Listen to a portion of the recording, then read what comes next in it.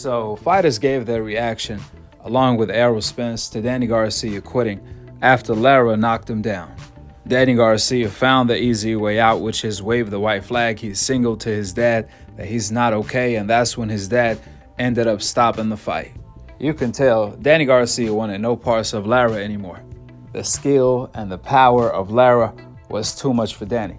What makes this fight even more impressive is that Erislandy Lara agreed to fight Danny Garcia at a catchweight, even though he's 41 years old, the oldest champion in the sport of boxing today, and the oldest Cuban champion of all time in the history of boxing. He had Errol Spence saying, "Shit, this is the guy Errol Spence may fight after Fundora." If Errol Spence is successful becoming a two-division world champ, it will make a whole lot of sense for Errol Spence to move up to fight Erislandy Lara at 160 to try to do what Danny Garcia couldn't do, and that's become a three-division world champ. We all know Errol Spence already beat Danny Garcia. So it will be interesting to see Errol Spence versus Erislandy Lara after the Fundora fight. Errol Spence posted on his IG that all the fighters from 154 to 160 better be aware that he's coming. And we definitely can't wait for the truth return.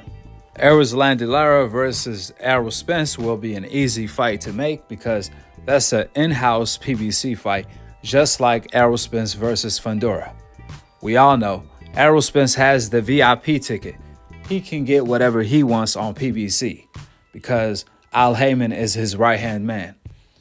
Nevertheless, what I want to do right now is bring awareness on how biased the commentary was and disgusting on both DAZN and Amazon Prime. I want to point out the contrast between the commentary for Lara versus Danny and Canelo versus Edgar Berlanga fight. When Lara fought Danny Garcia, Lara fought flat-footed. He was the aggressor, while Danny was the one moving around being the matador. On the other hand, Lara was being the bull.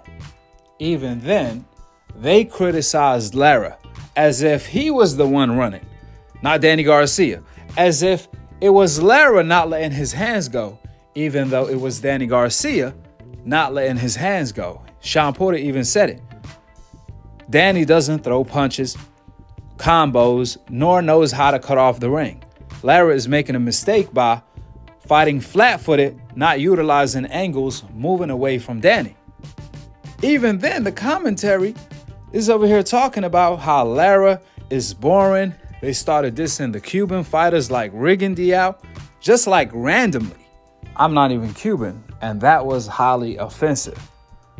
They were talking about how Lara is this boring fighter that is not entertaining the fans because he doesn't throw punches and he just runs, even though he's the one that's forcing the action against Danny Garcia. And it was Danny the one who was so-called being boring, running, so on and so forth, not letting his hands go. Now, I want you guys to keep in mind, the only fighter in the ring who was throwing combos, being aggressive, was Erislandy Lara. Danny, on the other hand, didn't do any of that. He didn't throw combos, he didn't let his hands go, and he was moving around. However, the commentary was blaming Lara for what Danny Garcia was doing. When Danny was moving around, some way, somehow, they blamed that on Lara.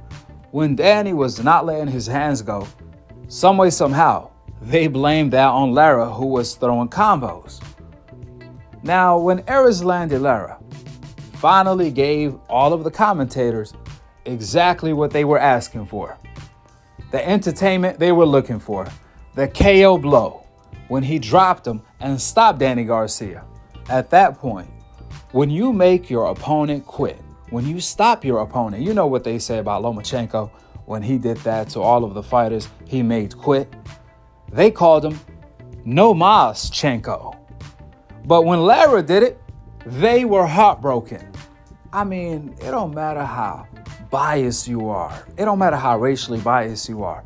When a fighter ends up knocking out his opponent, especially a name like Danny Garcia, a fighter who never been dropped, let alone TKO'd, at that moment, you would think that's gonna shut all of the criticism up. However, not with these racially biased commentators. It was none of that. Mamma mia, he dropped him. It was no energy behind any of that. All of a sudden, none of the commentary on any network were enthusiastic with their job, calling the knockdown or the TKO blow. Absolutely not. Why? Because Lara has the complexion for the neglection. These guys are so racially biased, they can't even do their job properly. Like I said, instead of being excited with a whole lot of energy, being happy for this 41 years old champion that made history, once again, not once, but twice, he hit two birds with one stone that night. Instead of at least pretending to be excited, they were heartbroken. We all know if a fighter on the coincidental list ended up quitting the way Danny Garcia did, they would have had called him a quitter in a heartbeat. No difference than the Axeman, Nicholas Walter, Rigondeaux, or Dubois. But the moment Danny Garcia quit, Abner Mares wasted no time to say, oh, he didn't quit though. It was his corner that waved the white flag. Well, duh. Danny signaled to his dad that he's not okay. Immediately after that, his dad stopped the fight. Nor did Danny Garcia disagree with that decision. Even after the fight, right? When they interviewed Lara, the guy had the audacity to ask Lara, you only threw a few punches. You only threw these many punches. You only did this. You only did that. Why was this fight basically boring? He's telling Lara this after Lara made Danny Garcia quit. Jim Gray is so racially biased that he didn't get the memo yet. Lara TKO Danny Garcia. How you gonna talk to him about the fight so-called being boring when Lara stopped him? If you have any common sense at that point, you would know none of what Jim Gray was talking about mattered because Lara got the KO. And he should have been telling Danny Garcia that because it was Danny, the one moving around, not throwing punches, and he threw less punches than Lara.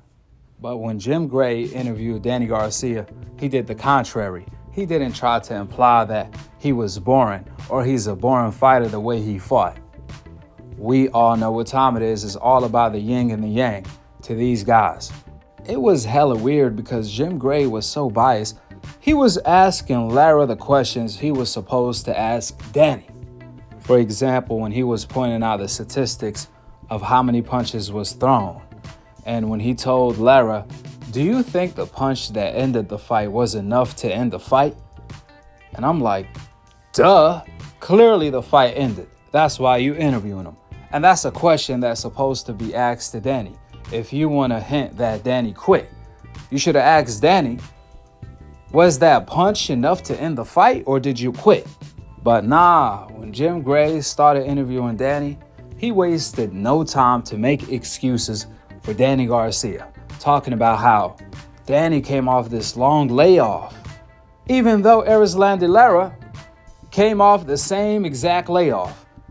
Erislandy Lara, just like Danny Garcia, has been inactive. So stop with the excuses.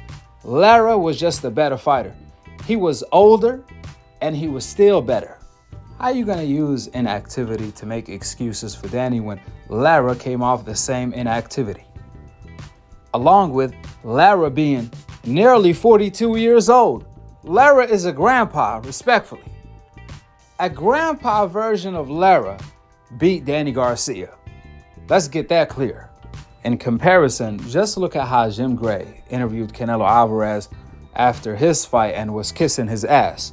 We all know if Canelo was a fighter on the coincidental list, the first question Jim Gray would have had asked Canelo, you said you was gonna knock out Edgar Berlanga. Why didn't you knock out Edgar Berlanga since you said he's not on your level? And the main question Jim Gray would have had asked Canelo, all the fans, they only want to see one fight. You versus David Benavidez. When are you going to fight David Benavidez? And if Canelo said anything else than fighting Benavidez next, Jim Gray would have had probably cut him off to say, look, we want to see Benavidez. Are you going to fight him? That's the type of stuff Jim Gray does to the fighters on the coincidental list on the regular. In fact, if Canelo didn't have the complexion for the connection to get the ultimate protection, Jim Gray would have had went as far as letting Canelo know on the spot nobody wanted to see this fight. This was not impressive. And are you going to fight Benavidez a third time? Even during the fight, when Canelo was fighting Edgar Berlanga, the commentary kept talking about how Canelo was so impressive with his defense, even though it was really Edgar who was impressive with his defense. No one saw Edgar Berlanga go in 12 rounds with Canelo. He was the one that was impressive with his defense. Canelo, on the other hand, he was getting tagged all night with jabs, hooks, and right hands by Edgar Berlanga. What impressive defense were they talking about? They were pretending as if Canelo was fighting Roy Jones or Andre Ward in their primes or something, when he was fighting Edgar Berlanga, the biggest cherry of the year, a fight that shouldn't have went past the third round. Canelo made a fight that shouldn't have went past the third round look like Hagler Hearn, but they ignored a lot of the shots Edgar Berlanga was landing, just like they ignored a lot of the shots Lara was landing. We all know what time it is. This is why these people have to be responsible for being racially biased. It's one thing for the fans to be racially biased, but it's another for these people that are doing their job that's supposed to be mutual to be racially biased.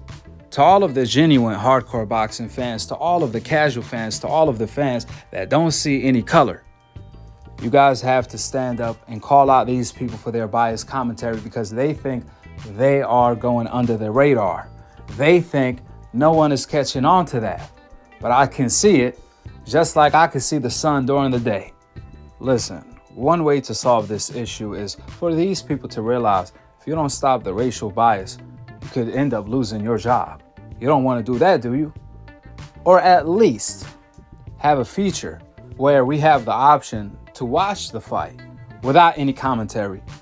I'd rather hear the sound of the punches and the corners of the fighters. That's it, that's all.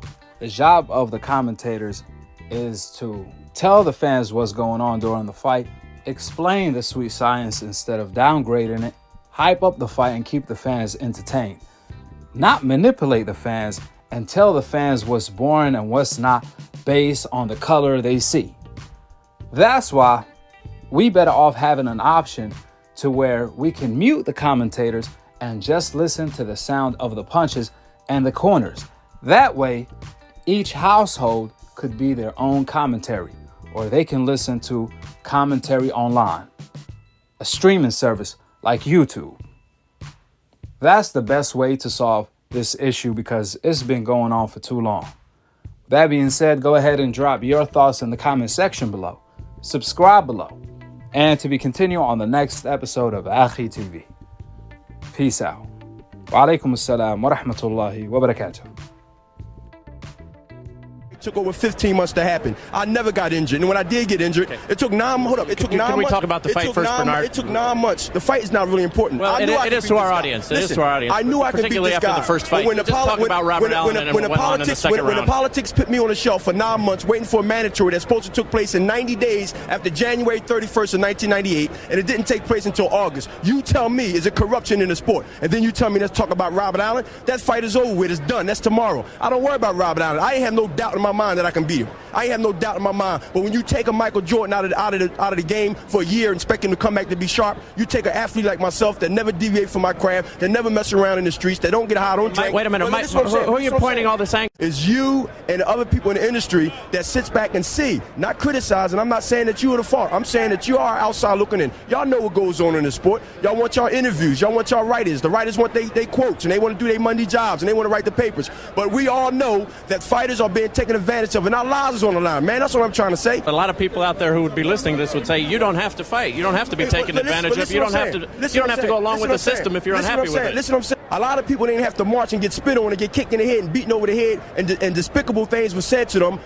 just for me to vote today. So when you tell me that, yeah, you don't have to take this abuse from the people that's beating you over the head in the club, spitting on you, calling you biting dogs, because hold up, that when things happen doesn't mean that if I'm not happy with it, that don't mean I should quit and get out of business because I'm not happy with it. I'm a guy that stand up for what's right, and there's a lot of people that's in their grave and got assassinated for standing up for what they believe is right. You might have thought they were silly for doing it. I don't know your opinion on that. So when you tell me that I should quit boxing, not quit, but I shouldn't be in the sport. Hold up, I'm not giving you an opinion. You telling me I shouldn't be in the sport if I don't agree with the laws and the politics that goes in the sport, and I say you're wrong. I say that's the problem. What are you going to do to change it?